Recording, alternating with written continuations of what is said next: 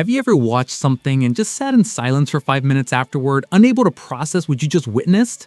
That's exactly what the Zenin Clan arc does to you. It's no exaggeration to say that the Maki's Massacre episode is, to this day, one of the most disturbing and at the same time most cathartic moments in the entire history of Jujutsu Kaisen. And I need to talk about it. Let's set the scene real quick. Maki Zenin grew up in a clan that hated her, literally. She was born without cursed energy, which in the logic of the JJK universe is basically a social death sentence. The Zenin clan didn't see her as a family member. They saw her as a disgrace, a stain on the name. And her father, Ogi Zenin, was the ultimate symbol of that hatred. What happens when you spend your entire life being destroyed by the people who were supposed to protect you? Maki's answer is one of the most violently and poetically brutal things the manga has ever delivered. After the death of Mai, her sister, something inside Maki breaks. And when I say breaks, I don't mean an emotional collapse. I mean a physical and spiritual transformation. With no cursed energy left to suppress, her body completely recalibrates. She becomes something close to a physically perfect human being, operating almost without limits, as if the absence of the one thing the entire world said she needed had become her greatest source of power.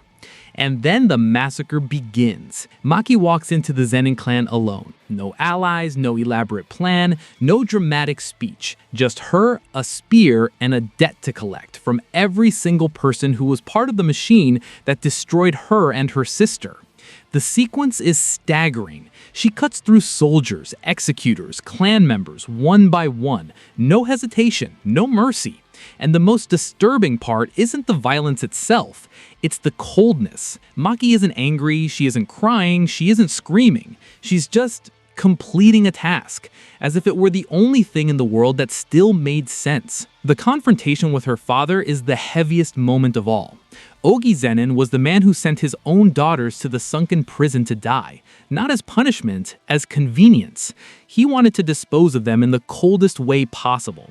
And when Maki reaches him, what follows isn't a fight, it's a verdict. Akutami softens nothing. He leaves no room for redemption, doesn't deliver a last-minute regret, doesn't humanize the villain at the end. Ogi Zenin dies the way he lived, without ever understanding the magnitude of what he created. And what makes all of this even more impactful is that Maki doesn't walk away as a hero. She walks away as a survivor of a war that began the day she was born.